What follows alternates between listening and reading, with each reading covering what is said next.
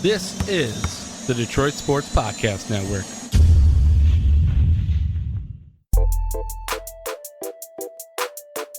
All right, coming up at the end of the show, we're just going to jump right to it. I'm going to tell you why the Lions play in Los Angeles this year. And I don't mean their one road game. The Los Angeles Lions, as I would call wrong. them. You're so wrong on this. And before that, I have I don't know. Stroz, how would you describe what we're going to talk about? Don't get into I don't want to spoil it. I was going to call it an issue, but that's maybe the wrong word. I think it's I think issue is the right word. I don't really know. I don't know how to describe this either. I have a minor issue we're going to get into. I don't think it's an issue. Stroz thinks it's an issue. This came up during the pre-show. It was we're bringing this was not the plan. This was not in our rundown. But I don't really want to do this topic. I've already been told, Stroz, by Riley that she would turn the podcast off if we did this topic. Shut it off. So Riley, I would advise skipping at least 10 to 15 minutes, but we're doing it. You're doing it. I'm mostly, we'll see what I have to say. You know what? No, I'm going to start. Stroz thinks Jeff Okudah's a bust. Yep. And I will start by saying that I do think any aspirations for Jeff Okudah being an elite corner are probably gone. I did not think that before the news of his Achilles injury. I just know that the list of guys at any position in any sport who return from an Achilles injury to be elite is very, very small. In fact, if Jeff Okudah manages to be a good corner in the league after the injury, I think that's impressive. The one key thing I want to get to before I let you have your fun, dunking on 4-year-olds basically, is to suggest that we know Jeff Okudah was the wrong pick now is ridiculous. He didn't have an injury history. Achilles are generally freak injuries. And that is the reason we know he will not be a great player. Did he have a bad rookie season? Absolutely. Did he struggle in week 1? Absolutely. But to write off a cornerback is ridiculous. I know, because I've been doing this podcast with you for years, that you were not as done. Absolutely not even close to as done. But you were out on Hawkinson right away too. I didn't want Hawkinson. I wasn't out on him. I just didn't want it either, though. It's a I did not want Okudah more than I did not want Hawkinson. It's obviously, I'm not trying to say it's extreme. The point I'm trying to make is you think Hawkinson is a potential All-Pro this year, right? Yeah. And 2 years ago, you were all the way out on him. So I know it's beyond unfair and ridiculous to suggest that we know that this was a bad pick, and I just assume that's where you're going. It's not where I'm going. Okay, then maybe we can have a civil discussion. That's why I wanted to go first, because I know where Riley's coming from. I don't want to listen to you dunk on 4-year-olds because a cornerback had a bad rookie season. When we were discussing this, you were like, "This is not a victory lap," and I'm not here to take a victory lap. Okay, I'm not. And to be honest with you, it wouldn't even my victory lap. What would that look like? Because I was the guy who wanted Tua. Tua doesn't look great. Yeah, I wasn't even going to go there, but you are right. Herbert looks like he's the guy. He was defined. I will say this. With hindsight, it's pretty clear Herbert should have been the pick. Mm-hmm. It's hard to argue that because, and we only have 1 year. I mean, Herbert could absolutely fall off a cliff, but Herbert looks like a franchise quarterback. And even if Jeff Okudah was the best corner of all time, give me the franchise quarterback there. But all day. But regardless. So this is where I'm at with it. Through 9 games last year. How do you feel? Let me ask you this. How do you feel about Pro Football Focus and the way they grade? I am a big fan of Pro Football Focus. I think that, and again, you've already told me you're not going here. The one thing I would say is Pro Football Focus would not write Okudah off after year 1. In fact, I was looking, before we even talked about this, I was doing some research on the rookie class of corners, and they pointed out that it was an exceptionally rough year for rookie corners last year. Mm-hmm. He was the worst of all of them, though. He was the worst cornerback in the league last year. Would you not agree he was in the worst situation? Yeah, he wasn't in a very good situation. He was in the worst situation, and I don't think he was. I would agree. They had a historically bad pass rush and a rocket scientist defensive coordinator who was a total boob. Defense worked. Right, he was a total boob. So, he had a bad first year. I was willing to see what he could provide. And look, I was grading his first 5 games this season extremely harsh. Like, I needed to see some growth. I needed to see some potential. He didn't even make it through one game. And the limited amount of snaps that he did have in that one game didn't look like he grew at all. Didn't look like he was very good. That's why I'm saying he's a bust. Can I point out, he did have the one where he got burned bad. He also had a really nice pass deflection on what I'm not entirely sure if it was a third down. It was definitely at a first down marker, though. He had a really nice pass deflection. My issue is, especially with the one where he got burned, you're bringing 7. It's basically the quarterback's got to get the ball out quick. You know this. You end up turning the wrong way. Wasn't it like a 40-yard throw? I don't think it was particularly quick. It was, no, if I remember correctly, it was they brought quite a few guys because they figured out how to blitz, because blitzing was a bit of an issue. Any team in the league in week 1 I saw. The first half was, I don't know. I feel like it was a tale of two halves. So I actually don't, for the record. I thought they were really bad in both halves. We should probably get into that. This is a weird show. I'm interested. We won't get too far. I'll let you do the remainder of your Okuda, and we'll just dump out of that early. Look, I haven't seen through the limited amount of snaps through the limited amount of games he played last year, and then the limited amount of snaps that he played this year, and now you factor in the Achilles injury. You'll be lucky if you get anything productive out of this guy. All right. I think corner is done for him. I don't think he can play corner in this league. I think he has to move positions. If you're going to salvage Jeff Okuda, if you're going to try to get something out of him, he needs to go to safety. Like, he just seems like he struggles at cornerback. He can't play man to man. He's a zone cover. He's a zone cornerback. So you trying to play him man, it just doesn't suit him. And he looks like he's on a sinking ship. I think you're jumping the gun, because I agree with your base thought. Like, no longer should we be hoping for Okuda to be a core piece of the future. To, like, just say he's done at corner, I think is a little unfair. I mean, to suggest that it's a possibility, fine. But I also don't think it really matters, because at this point, you're no longer expecting Okuda to be a core piece of the future. If that's your point, we're 100% on the same page. I don't love the use of the word bust, just because in my mind, bust is either like you just were not good enough, or I'm open to being an injury issue if it's something that we had a track record of. For example, Javid Best. Javid Best had multiple concussions in college. When he has concussion issues in the NFL, that is something that you chose to ignore. When it's an Achilles injury, it's a freak accident that there's nothing you can do about it. There's no seeing that. So I don't like the usage of the word bust, but I do think we agree for the most part on the core point that any hope for him being a star is gone. I think he's done. Like I said, if you get anything out of him, be happy.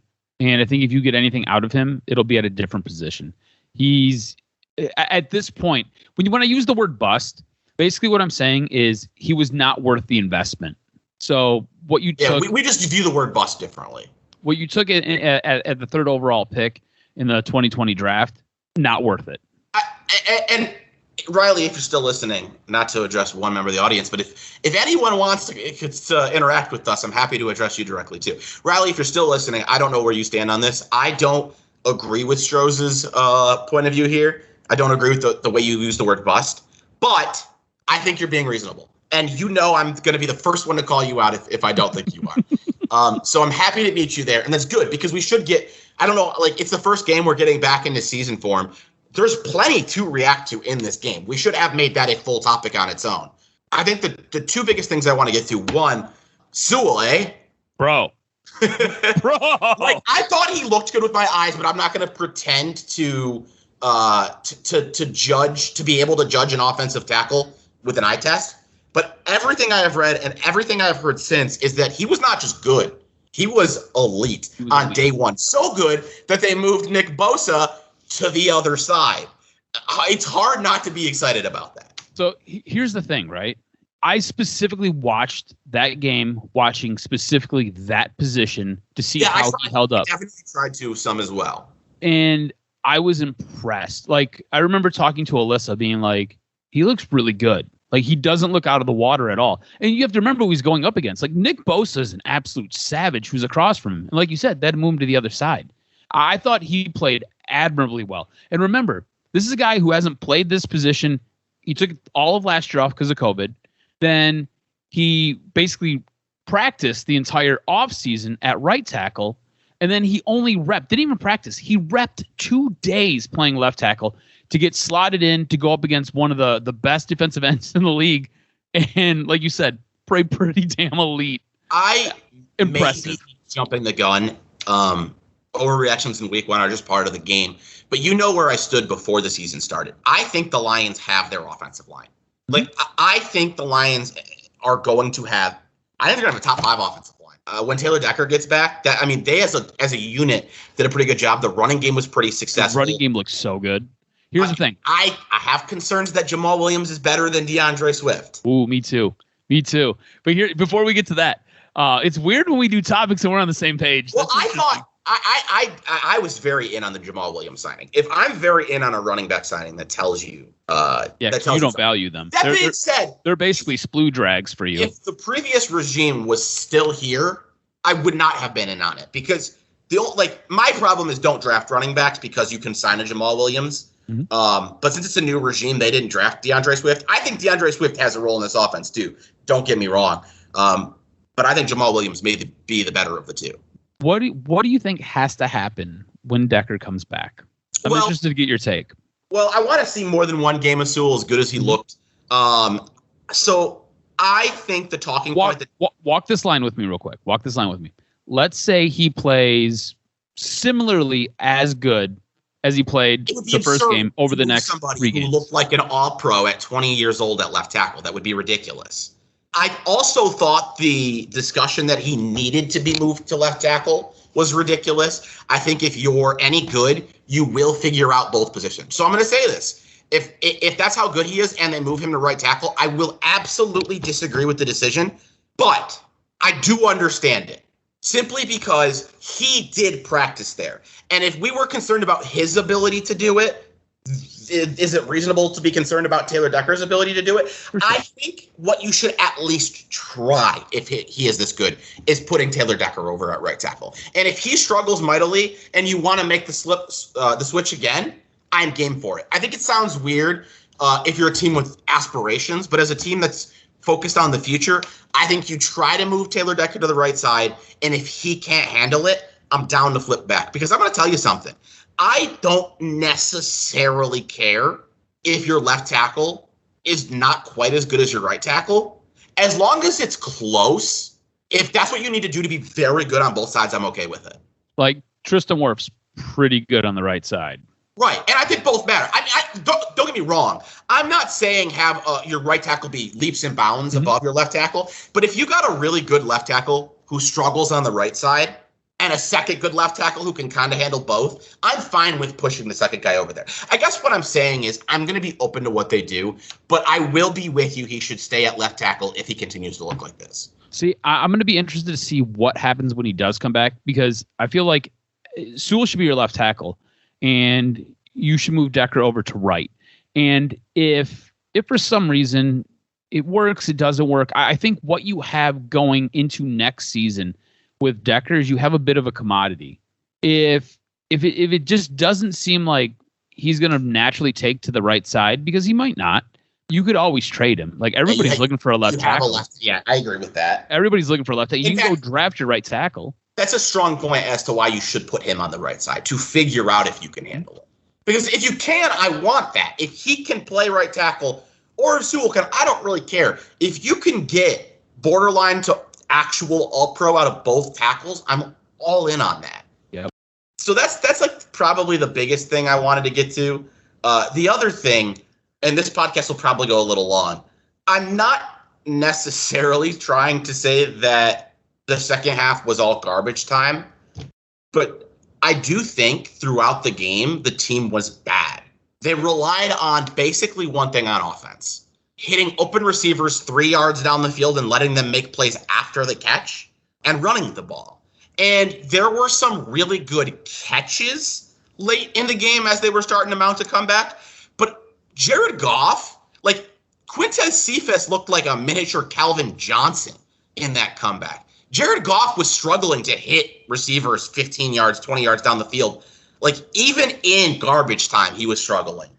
Defensively, I suppose they made stops, but defensively they came when they didn't make stops. They made a stop. They recovered an onside kick, and they made a stop where they got a false start, and you knew 3 runs were coming. They brought the game to within 8, but where with Stafford with the ball with a minute left, a timeout, and down by 8, you feel pretty good. There wasn't I feel like they win that game. Like, look, I think if Stafford was your quarterback, I think they get the touchdown. Yeah, I think if Stafford's your quarterback, you win that game. I think you get the touchdown. I'm not willing to go as far as you are, unless your point is like they would have never been down by that much. I don't know if they would have ever been down by that much, but even in that situation, I still think Stafford figures out a way to win that game.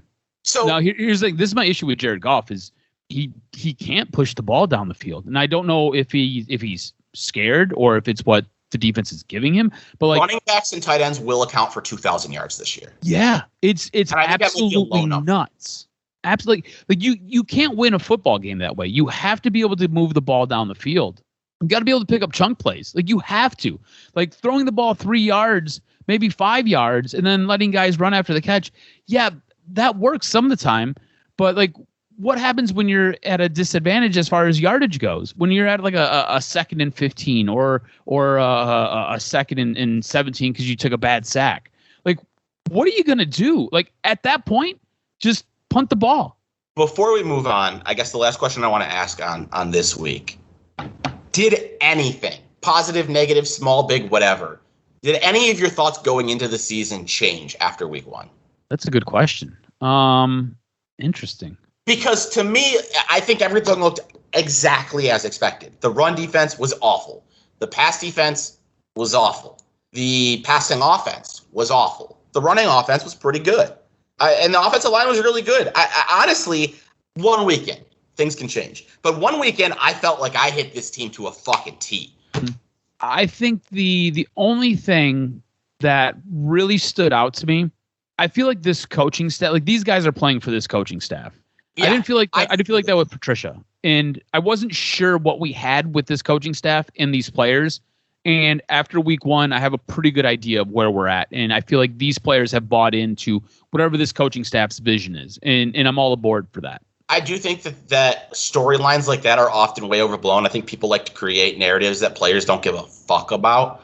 But the Lions were down 24 or 28? 28. The Lions were down 28 with like 5 or 6 minutes left in the third quarter. I would bet the list of times that you even get close when you've been playing that poorly, too. It's not like there was like a fluke turnover here or there. In fact, if I recall correctly, they took really good care of the ball. Did they turn it over at all? The Lions? Yeah. Just that interception at the end when they were trying to. Yeah, I don't know aside from that. I feel like they took care of the ball pretty well. The reason they were down 28 is because they were a bad football team. And I think it's very hard for teams to rally in that situation. And they did. Having the ball back with a minute left, and they did have a timeout, right? Am I mixing? I watched so much football this weekend. Like mixing up. Yeah, they had a timeout. They did. Yeah, having a minute and a timeout with the ball down by 8 when you were down 28 at the half. I'm sorry, that's impressive. That's especially impressive. when you don't have expectations.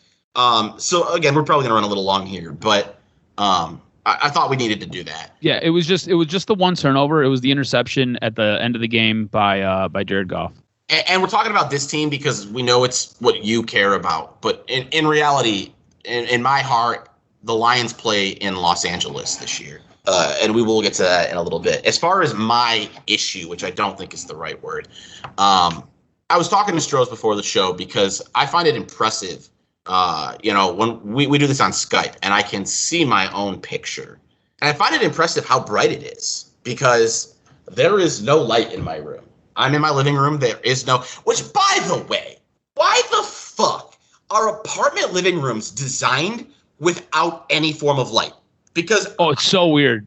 I don't know if that's how they all are, but this is my 4th apartment in my life, and I've never had an apartment that had a light in the living room. You always have to like plug a lamp into a wall, and maybe you'll get like a wall switch to turn that lamp on.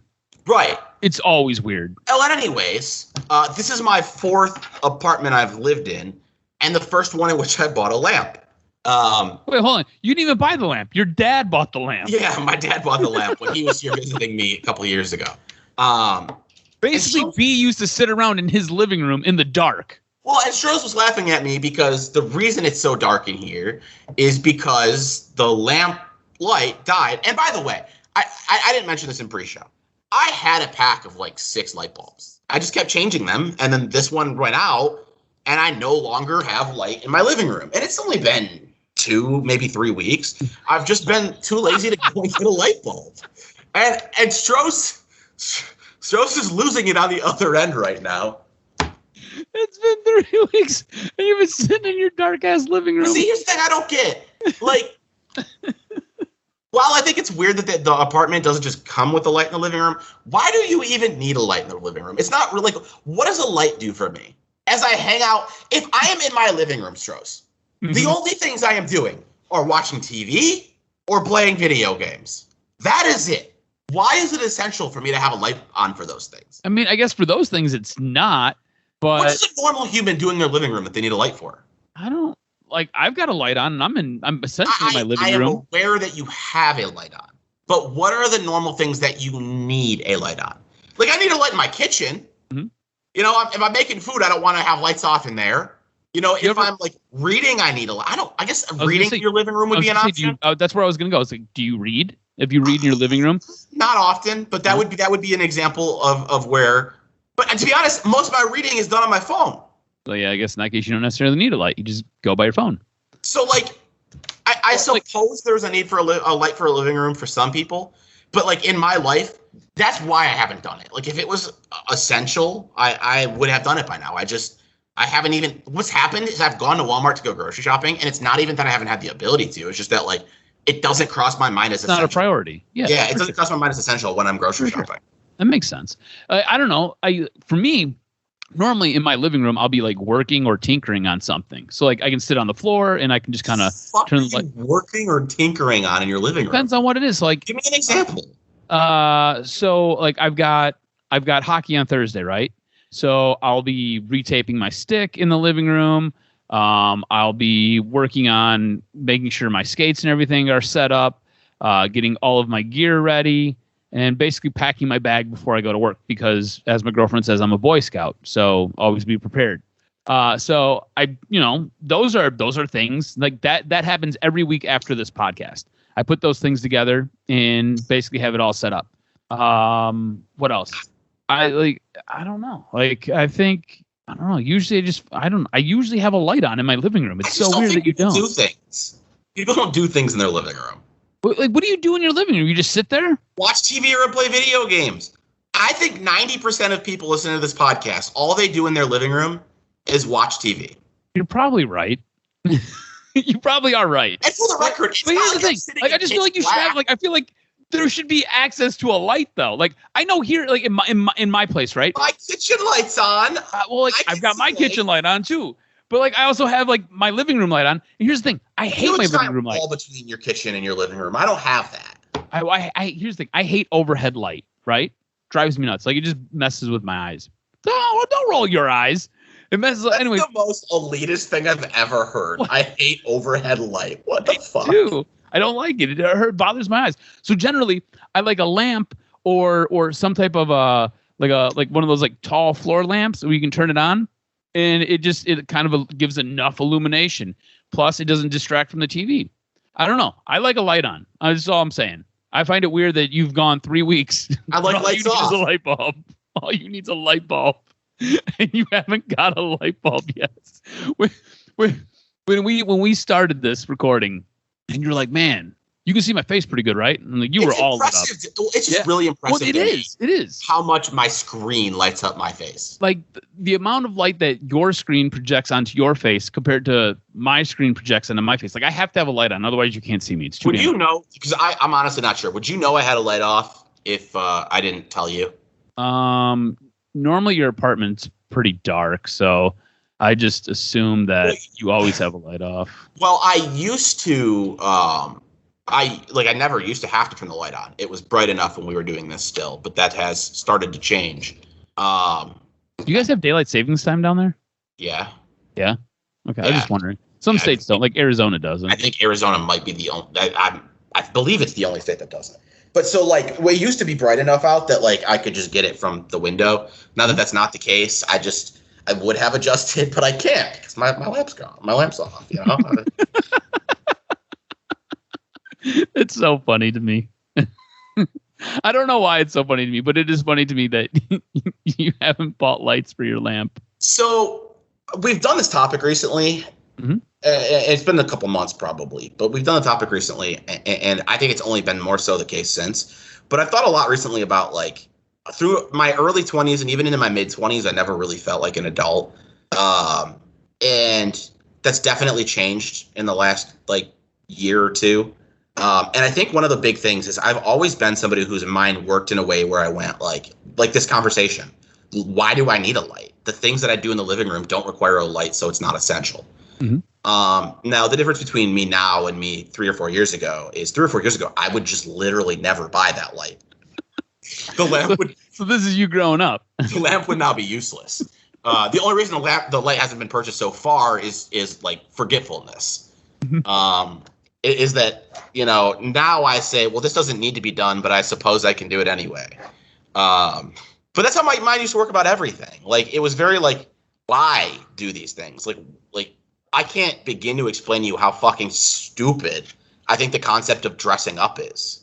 Like, who determined that uncomfy clothes were formal? It's such a wildly based on nothing thing that we've decided. Like, it's absurd. Honestly, it's crazy. Ties are wildly uncomfortable, and there's nothing about them that says formal. We just decided that these uncomfy things are formal. Like, it's fucking crazy.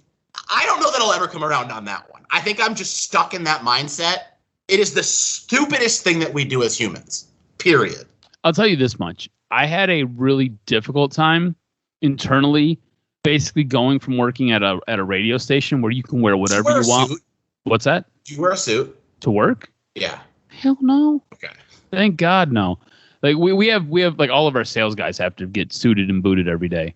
But I don't. I basically I've always thought I'd be jeans. really good at sales, but I will not work a job. I will be homeless before I work a job that requires me to wear a suit. I wear jeans and I wear either a polo or I wear a Marvel superhero shirt every day to work. So I had a hard time. That was tough for you to adjust. No. That wasn't.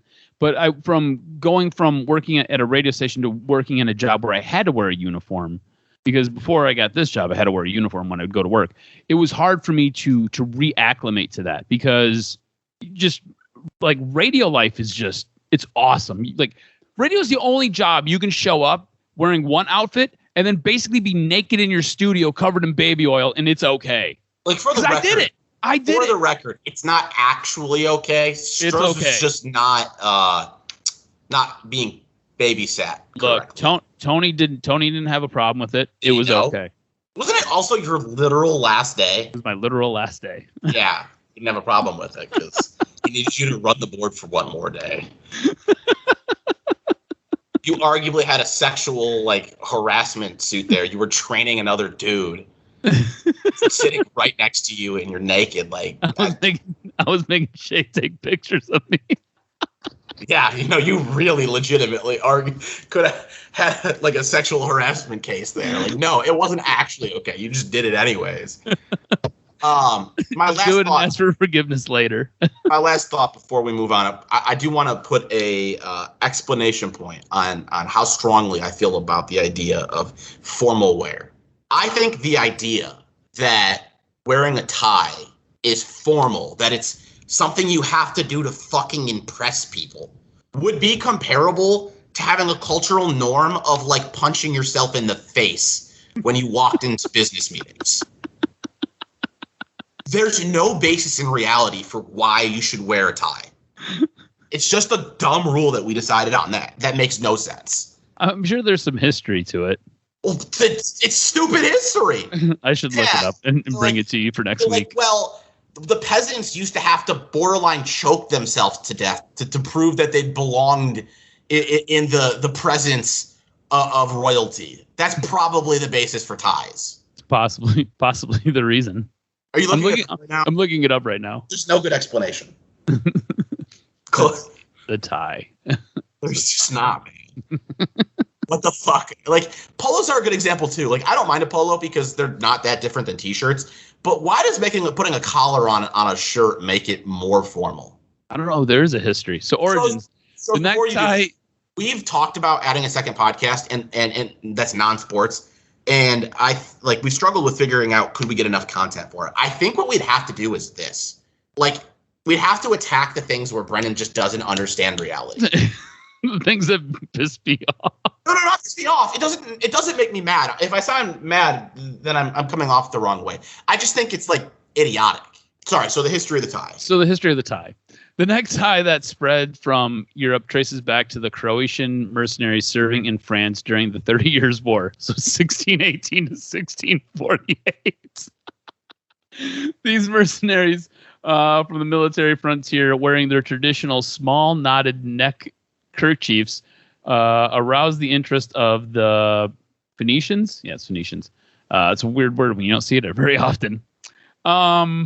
Because of the difference between the Croatians' word for croats, there's a bunch of weird words I can't pronounce. The French word croats, the garment gained the name cravat. The boy king Louis the 16th. Nobody's began wearing a lace cravat. So basically just stems from Europe, bro. It's all from Europe. And this was a thing where King Louis started doing it. And here we are. Yeah, I was fucking right. Because royalty did it. It belonged in the presence of royalty. That's all it is. That's all it is. And by the way, I'm not just talking about ties. I'm talking about the concept in general of dressing up. We just decided a bunch of clothes equaled fancy, and it's fucking stupid. Could we have at least picked comfortable clothes? If somebody said basketball shorts are comfy, I'd be the most stylish. I'm sorry, basketball shorts are fancy, formal. I'd be the most stylish motherfucker out there. But somebody decided to say suits were formal. Like, I'm not taking that L. I'm not putting on uncomfortable shit because what about when you go to a wedding? What about when you go to a wedding? What do you wear? Look, I'm not like, it's not like I've never dressed up in my life. I'm not going to disrespect your cultural norms. Your cultural norms are just fucking stupid. They just suck. Look,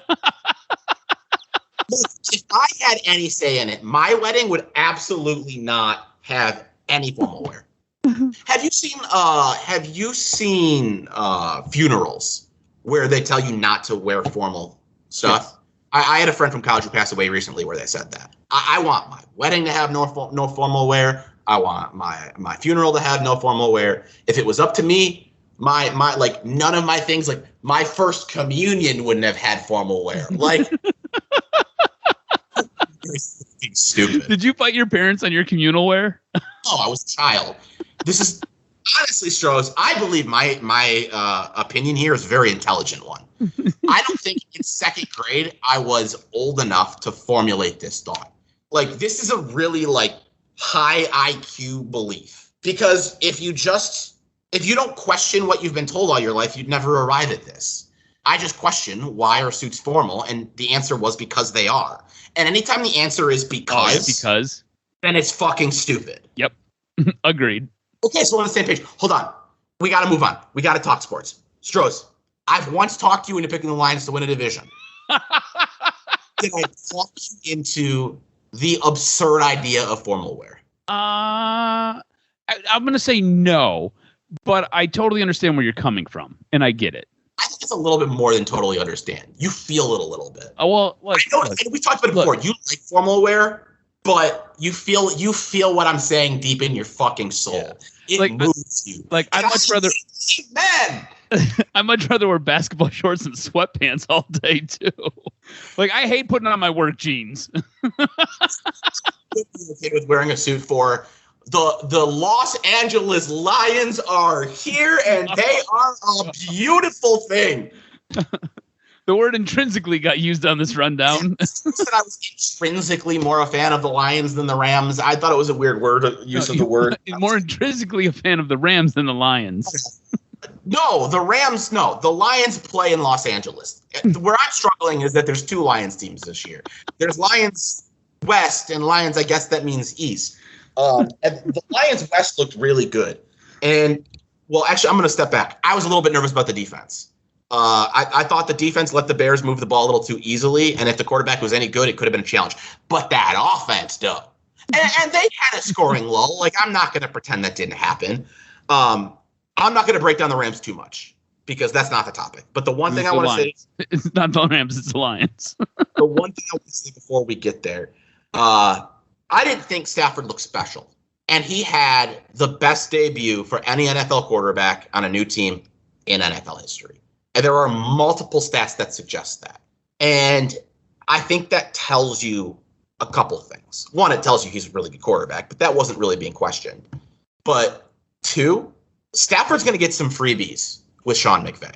I don't think Stafford is Aaron Rodgers or Patrick Mahomes, but the argument that had been so strong here for so long was that he couldn't win a playoff game. And I thought on Sunday night, Sean McVay showed you something that Stafford's never had. The ability to get multiple freebies in a game because of coaching and offensive execution. And so you have a really good quarterback who's going to make plays occasionally when he needs to, but you're also going to give him some freebies, and it's going to look beautiful. The topic that we actually wanted to get into is I said before I was thinking there was a chance that I would be more into the Rams than the Lions pretty early. And it took one game. I mean, like, I was invested in Lions 49ers early, but once that game got out of control, it was just like everything was proven, man. This team's really, really bad, and they're not going to win very many games. And that's okay. They shouldn't. I think they parallel really well to the Pistons of last year. I think they're going to lose a lot of games by design. But watching the Rams, so growing up, the Giants were my second team. And when they won a Super Bowl, I could not actually believe how much I enjoyed it. It felt maybe not quite like the Lions winning a Super Bowl, but similar to like the Pistons or Tigers winning a championship. I think if the Rams win the Super Bowl, it will be as comparable to me as the Lions win the Super Bowl. I think I am equally, if not bigger, a Matthew Stafford fan than a Lions fan. And to be honest with you, I don't think that even changes if the Lions get good again. I do not think I will ever root for a team again the way I will root for Stafford's team the remainder of his career. I think when Stafford retires, I will be less of a football fan. That doesn't mean I won't be a football fan. Obviously, like, I'm going to watch football. But I believe that Matthew Stafford, for me, is the last piece. I think when you're young, you develop fandoms towards players and teams that you just can't ever fully meet again. And I think Stafford is the last remaining player of that in all of sports for me. The man love for Matt Stafford is so crazy to me. So here's the thing. I'm trying to come around to where you're at, and I'm trying to get on your level. I'm trying to understand this level of fandom for a player. And I remember when I was a kid, I grew up with the 49ers and Joe Montana and Jerry Rice, and those were my guys. Like, I would go in the backyard and I would throw the football and I'd pretend like I was Joe Montana, and I would throw it to myself as I throw it up in the air, run down the grass and catch it as Jerry Rice, and I'd go into the end zone and do a dance. So I was extremely connected to both of those guys. They ended up getting traded from San Francisco. Joe Montana ends up in Kansas City. Jerry Rice bounced around a little bit, ends up in Oakland, a couple of other places before his career ends. And there just kind of became a point where I was like, all right, like, I really like the 49ers. The 49ers as a kid were like my second team, but I always loved the Lions. Like, it was great because the 49ers were a West Coast team and the Lions obviously East Coast. So I'd get the Lions in early in the afternoon, and then I would get 49ers in the evening. But for the record, if you want to be a Lions West fan, the Rams and Lions only play at the same time 4 times this year, and one of those times they play each other. So only 3 games where you have to decide which one you're going to watch. Lions West, man, I love it. You're so serious about it too, which is great.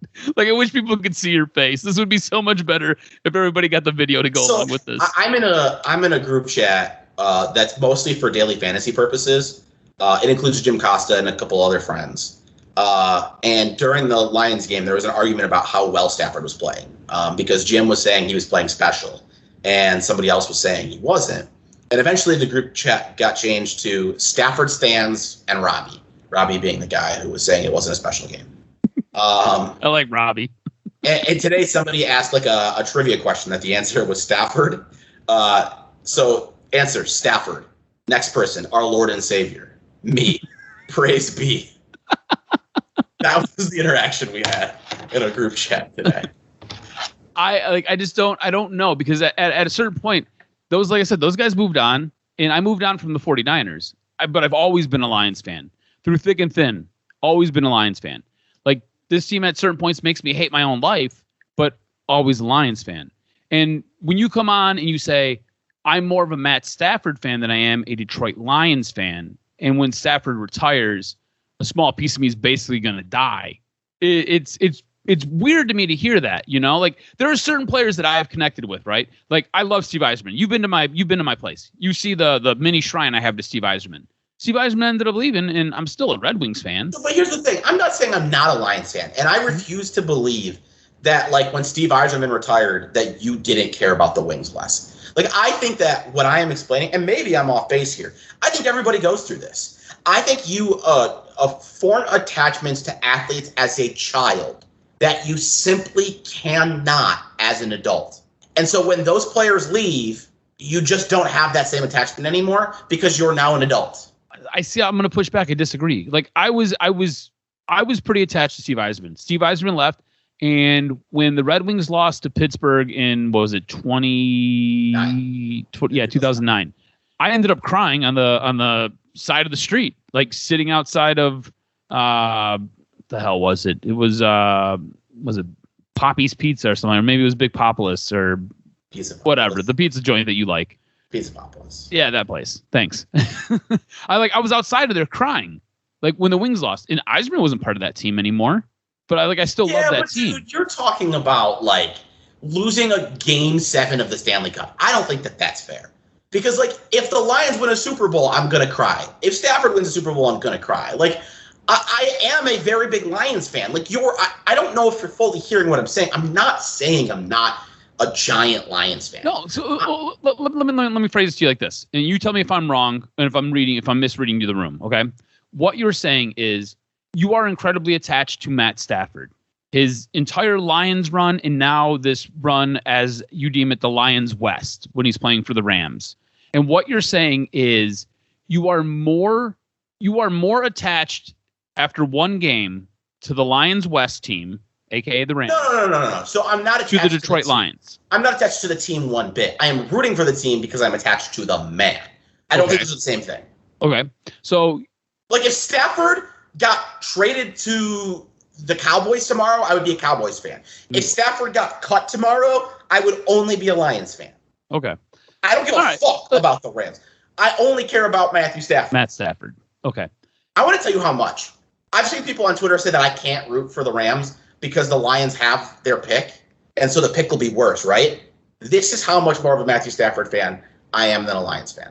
I would trade that first, next year's first, and whoever they took in the third round this year. He might be a starter. I'm not even sure who it was with the third round pick from the Rams.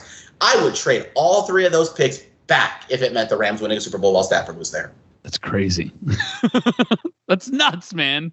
And I can say that without hesitation. That's nuts. So let me ask this, and if you deny it here, I'm going to call you a liar and end the podcast. So maybe you weren't attached to Yzerman in that way, but there was a team or multiple teams that you were more attached to as a child that them winning it will never be matched again in your life. You have watched the most emotionally attached team that you will ever have in your life. You will never reach that again. I would probably agree with that. So that's all I'm saying. I'm just saying that it's more to Matthew Stafford than the Lions. And I think that makes a lot of sense because the only Lions that I know without Matthew Stafford are this version and the back end of the Millen era.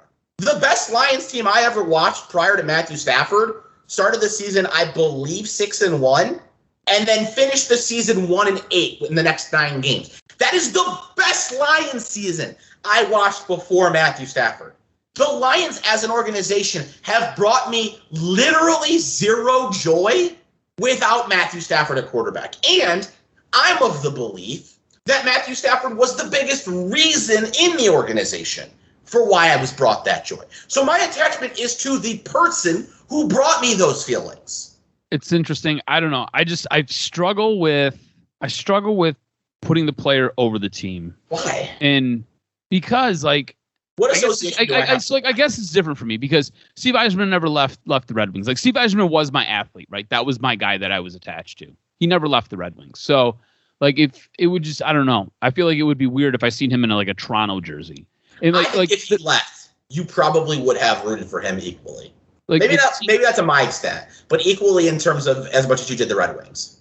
Like the team that you said that I was like most connected to was probably that 97 Red Wings team when they won the Stanley Cup, because I had lived through 1994. I had lived through 1995. I had lived through 1996 where they got so close and were swept by, or no, 1995 they were swept by the Devils. 96, the Colorado Avalanche ended up embarrassing them. And then 97, they finally broke through and won. And that was the team just kind of, you had all that tribulation leading up to the triumph, which made that team so special. And that team right there was special to me.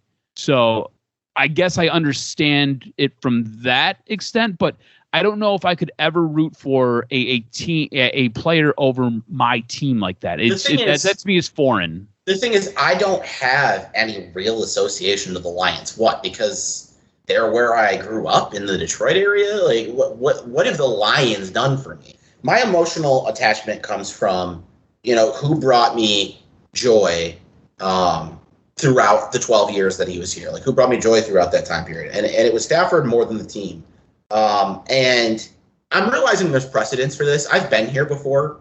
And now it wasn't as strong because I was much younger. And, like, we've done this on the podcast.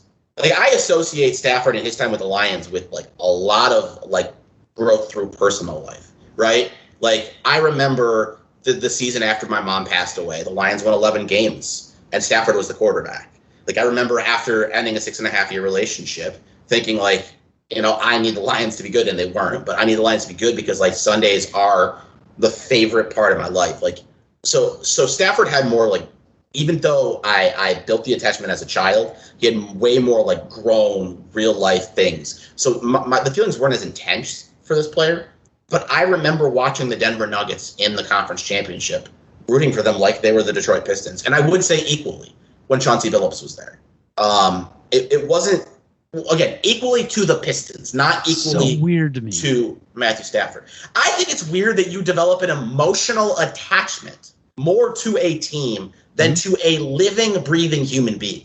Yeah, here's the funny thing. I think you're probably more, I think there are more people like you than me, but I actually think it's fucking wild. Like, when you really dig into it, you're attached to a team owned by a literal billionaire who will gouge every last fucking penny out of your eyeballs that she can. Mm-hmm. I am invested in, admittedly still a millionaire, but at least it's the actual millionaire. And he doesn't give a fuck what I pay. He just wants his own money. And I'm not, look, players don't, like, deeply care about you, but they care about you a hell of a lot more than the owners do. Calvin Johnson acknowledged Lions fans in his acceptance speech at the Hall of Fame, despite not wanting to say the Lions. Players do go celebrate with fans in the moment. You can tell they enjoy the game more with people there in the building. I think it's way weirder to attach yourself to a $1 billion company than it is a human being. Honestly, like, I think my stance here, the way I feel, is pretty predictable knowing who I am as a person. Oh, yeah, for sure. For sure. If Matthew Stafford knew how I felt about him, would he be more creeped out and never want to know anything about me, or would he want to meet me? He'd be totally creeped out. Yeah, I think so, too. Which... My dad said that, like, when I was doing the original topic about how much Stafford meant to me, he's like, you should put that on a podcast and send it to Stafford. I was like, first of all, he would literally never fucking see it. Never. And second of all, I don't actually know, like, he'd be like, this 28-year-old man feels this way about me. It's kind of weird. So which Kelly Stafford do you think is the hotter of the two? Oh, easily number 2. In fact, when they showed the first I like Stafford, her too. She's less cunty. Oh, I'm sorry. By number 2, I meant the correct one that they showed. Oh, the correct one. You thought the fake one was hotter?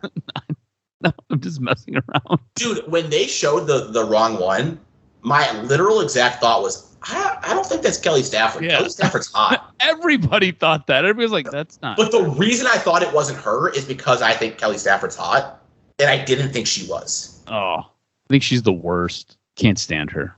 I said all kinds of awful things when they showed her on TV. I'll save you. I just, like, why do you fucking care? I just don't like her. She's horrible. You don't know her. And here's the great thing. I know enough about her. Not only do you not know her, you only consume content about her if you want to. Like, I don't have to try to avoid Kelly Stafford content, even when she was here. I just ignore her. But she always ends up in front of my face, and I always have to hear. And you're not ignoring her hard that enough. I'm not ignoring her. I need to ignore you harder. Somebody needs to teach you how to ignore. You need a lesson in ignoring. I think Alyssa would disagree with you. She talks to me all the time, and like I'll totally tune her out, and I'll be like, "Wait, what? You were saying something?" Well, then you got a problem here. You need to ignore people who don't matter, like Kelly Stafford.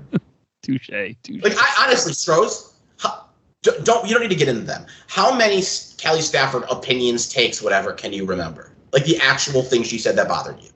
I asked because I cannot remember a single thing she said in her time here. Not one. I don't remember what she said. I just remember she used to piss me off a lot when she would open her mouth. Yeah, I think, honestly, and I'm being completely serious here, I think you're just being sexist.